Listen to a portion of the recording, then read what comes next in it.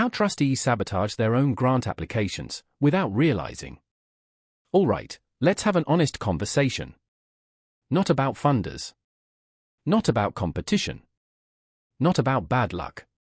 Let's talk about trustees. Because I've worked with a lot of very good charities. Strong projects. Real community impact. Dedicated volunteers. And yet, their grant applications fail. Not because the project is weak, but because the trustees unknowingly undermine the application. Let me explain. First mistake, changing the story at the last minute. You spend weeks preparing a clear application. You've aligned it to the funder. You've shaped the outcomes. The budget makes sense. Then someone on the board says, let's also mention the new idea we're thinking about. Or, add that we might expand nationally.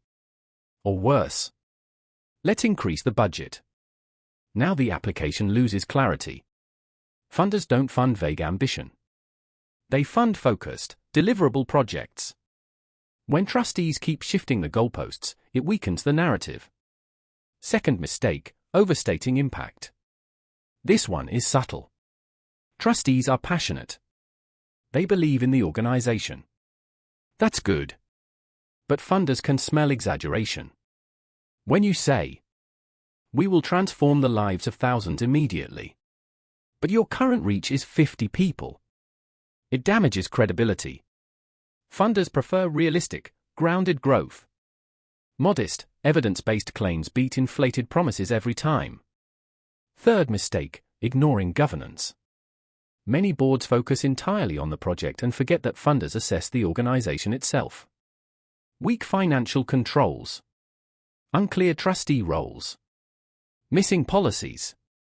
Late accounts. Even a strong project can be rejected if the governance signals risk. Trustees sometimes assume the grant writer will handle it. But governance is not something a writer can invent. It must exist. Fourth mistake, applying too early. This one happens a lot with newly registered charities. Excitement builds. The ink is barely dry on the registration. And trustees want to apply immediately to large national funders. But without a full set of annual accounts, without a track record, without delivery evidence. It's premature. Timing matters in funding. Rushing an application can mean a rejection that blocks you from reapplying for 12 months. Strategic patience wins more money than enthusiasm alone.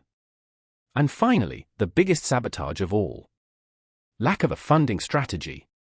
Applying randomly. Chasing every open fund. No sequencing. No portfolio approach. Trustees sometimes treat funding like a lottery ticket. But funding is a structured game. You build credibility with smaller grants. You develop relationships. You grow income steadily. Then you approach larger funders from a position of strength. Good trustees don't sabotage on purpose. They sabotage through impatience, passion without structure, or misunderstanding how funders think. If you're a trustee watching this, this isn't criticism. It's protection. Your role is not just governance. It's safeguarding the charity's long-term sustainability. That means being realistic, being strategic, being patient, and listening to funding advice when it's given. Because good charities don't usually fail because of bad work. They fail because of small strategic errors at board level. If this resonates with you, subscribe to the channel. I break down UK funding in a way trustees and committees can actually use. And if you want structured support in building a funding strategy rather than gambling on applications, that's exactly what I focus on. Let's make sure strong charities don't keep getting rejected for preventable reasons.